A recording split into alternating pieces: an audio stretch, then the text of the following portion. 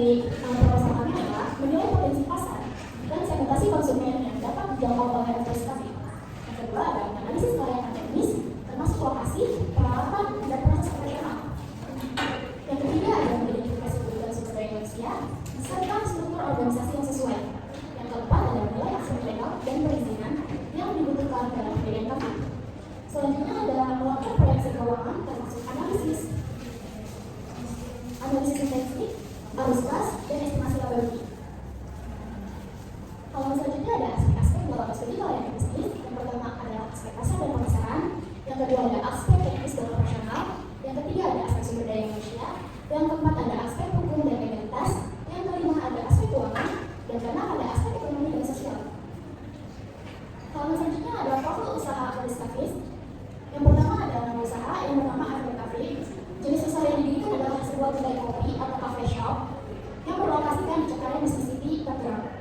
Dalam bentuk usaha mikro kecil menengah atau UMKM yang berdiri pada tahun 2023. Yang bermisi visikan adalah visinya menjadi kedai kopi pilihan utama di Tangerang yang menyajikan cita rasa kopi berkualitas dengan harga terjangkau dan pelayanan terbaik. Dengan misi menyediakan berbagai minuman kopi dan kopi berkualitas tinggi dengan harga yang ramah di kantong. Yang selanjutnya adalah menghadirkan suasana yang nyaman, estetik, dan ramah bagi berbagai macam kalangan. Yang ketiga, mendukung produk lokal termasuk biji kopi dari petani Indonesia. Yang terakhir adalah berkenalan terbaik dengan staf yang profesional dan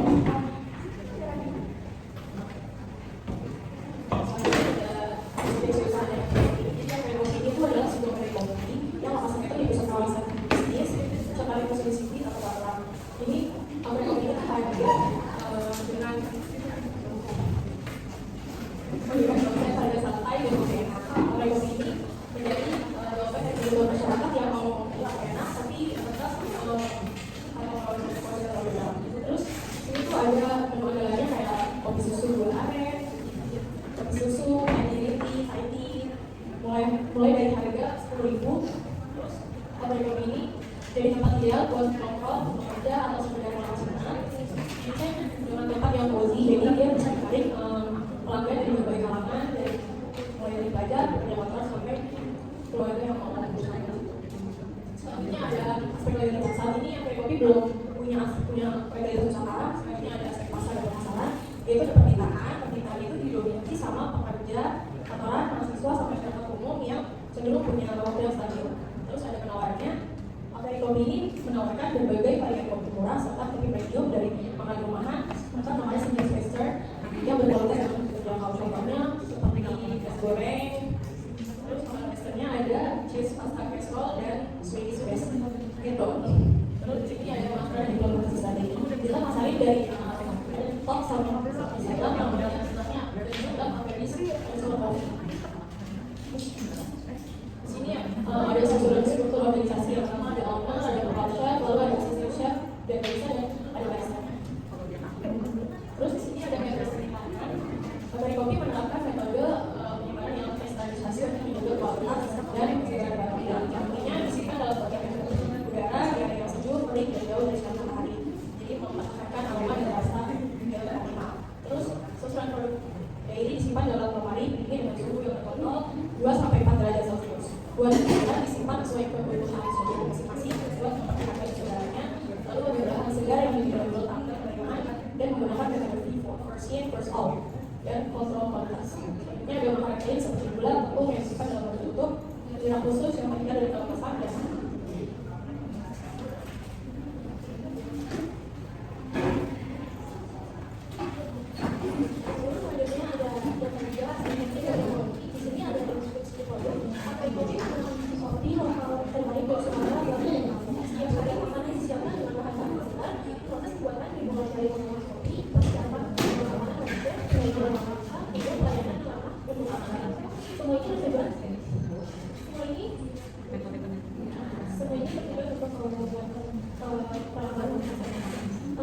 selanjutnya ada deskripsi rumah usaha. Di sini ada inovasi profesionalnya. Selanjutnya ada disclaimer usaha yang kami para peserta menggunakan langsung Abricom ini. Tampilan interior Abricom menggunakan konsep modern dan natural untuk menciptakan suasana yang homey namun tetap elegant. Area bar kopi dirancang sedemikian rupa agar pelanggan dapat melihat proses pembuatan minuman, memberi kesan transparansi dan kepercayaan terhadap kualitas produk yang disajikan. Selanjutnya ada teknologi alat dan mesin yang digunakan. French Coffee menggunakan peralatan profesional seperti mesin espresso, mesin kopi, French press, blender, gelas, dan oven. Semua alat ini dirawat secara berkala dan dilengkapi dengan SOP untuk meningkatkan optimal dan efisien. Pelatihan rutin diberikan kepada karyawan untuk memastikan penggunaan alat secara aman dan efisien. French Coffee memanfaatkan teknologi digital meningkatkan operasional dan pemasaran bisnisnya. Dengan cara yang pertama ada sistem kasir dengan digital bapak untuk mempercepat proses transaksi dan pelayanan penjual secara akurat. Yang kedua ada pemesanan online bekerjasama dengan platform GoFood, GrabFood, dan GoFood untuk memperluas jangka pasar dan berkurang dalam melakukan pemesanan. Yang ketiga ada media sosial dan website digunakan untuk promosi, informasi menu dan event dan membangun hubungan dengan pelanggan. Yang keempat ada sistem pengolahan stok digital untuk memantau penggunaan bahan baku dan kebutuhan pemesanan secara efisien. Lalu di sini ada kebutuhan investasi ada modal. Yang pertama adalah investasi profesional di angka 200 juta. Lalu dilanjut investasi langsung kita meliputi mesin kopi seharga 5 juta, peralatan makan seharga 5 juta, peralatan masak seharga 25 juta, perabotan seharga 35 juta dan juga 35 juta. Yang kedua ada modal kerja meliputi biaya bahan baku di harga 13 juta 500. Selanjutnya ada biaya operasional meliputi gaji karyawan 3 orang di angka 8 juta 900 dan 8 juta 900 ribu. Selanjutnya ada biaya listrik dan air di harga 4.500 dengan jumlah 13 juta 400 dan total semuanya ada biaya listrik.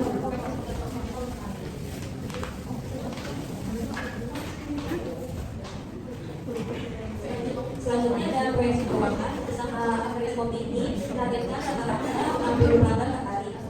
Harga rata-rata pembelian per pelanggan adalah 40.000, operasional 30 hari per bulan. Di sini ada mengatur pendapatan per bulannya 60 pelanggan dikali 40.000 dikali 30 hari sama dengan 72 juta.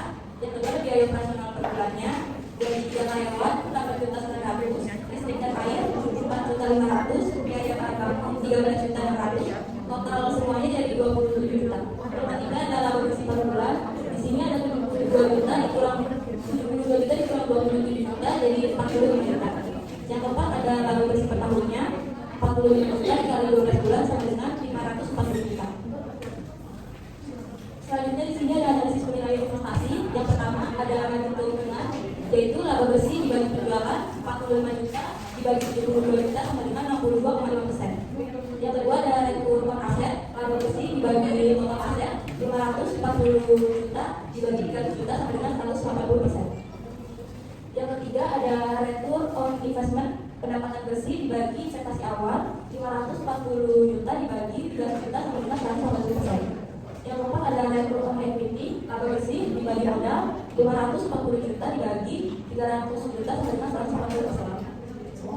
Yang kelima ada break-even point. Break-even point menunjukkan jumlah pelanggan minimum agar usaha mengalami kerugian.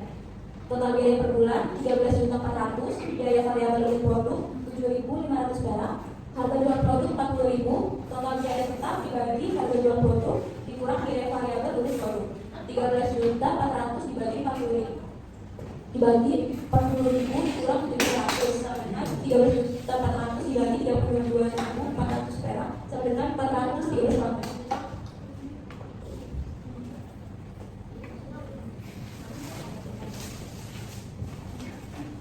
Keenam ada payback period atau payback adalah waktu yang dibutuhkan untuk membuatkan manfaat. Itu investasi dibagi kas masuk bersih tahunan sama dengan 300 juta dibagi 540 juta sama dengan 0,56 tahun. Yang ketujuh ada net present value atau NPV, yaitu selisih antara nilai sekarang dari arus kas masa depan dengan total investasi.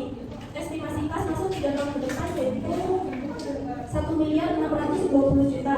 NPV sama dengan total kas masuk di masa mendatang dikurangi total investasi yaitu 1.620 juta dikurangi 300 juta yaitu 1.320 juta. Karena NPV positif maka investasi ini yaitu tingkat pengembalian modal internal seberapa besar laba dibandingkan modal yang digunakan. Itu IRR sama dengan laba usaha dibagi modal sendiri dikali 100%. IRR sama dengan laba usahanya tadi 540 juta dibagi 300 juta dikali 100% yaitu 180%. Yang ke-9 ada Profitability Index atau PI, yaitu mengukur rasio keuntungan terhadap modal awal berdasarkan nilai arus kas sekarang. Yaitu PI 1 ditambah NPV dibagi investasi awal. PI sama dengan 1 ditambah 1 miliar 320 juta dibagi 300 juta sama dengan 5,4. Karena PI lebih besar daripada 1, artinya proyek usaha ini layak dijalankan. Selanjutnya ada aspek ekonomi dan sosial. Dampak kegiatan usaha terhadap ekonomi yaitu kemudahan dalam akses pemenuhan kebutuhan. Yang kedua ada ketersediaan lapangan kerja. Yang ketiga ada pertumbuhan inovasi dan kreativitas dalam ekonomi. Yang keempat ada terbukanya akses usaha lainnya.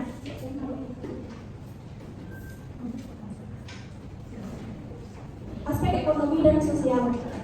Dampak dalam masyarakat itu ada aspek kebersamaan dan interaksi, yaitu mendukung interaksi sosial, diskusi santai dan kegiatan belajar bersama dalam suasana nyaman. Yang kedua ada aspek moral dan nilai budaya, yaitu mengajarkan nilai kejujuran, etos kerja dan kepedulian serta mendorong kebiasaan disiplin, bersih dan tepat waktu. Yang ketiga ada aspek standar sosial dan gaya hidup, yaitu fasilitas seperti wifi dan ruang nyaman menjadikan kafe ini pilihan pelajar, mahasiswa dan pekerja untuk belajar dan bekerja. Yang terakhir ada kesimpulan, yaitu kesimpulannya Average Coffee memiliki prospek yang baik dengan peluang pasar besar karena lokasi strategis dan segmen target seperti pekerja kantoran, mahasiswa, serta urban. Strategi pemasaran melalui media sosial dan pelayanan ramah meningkatkan minat konsumen. Dari sisi operasional, struktur organisasi, prosedur kerja, serta pemanfaatan teknologi mendukung efisiensi dan produk yang ditawarkan sudah sesuai dengan tren pasar.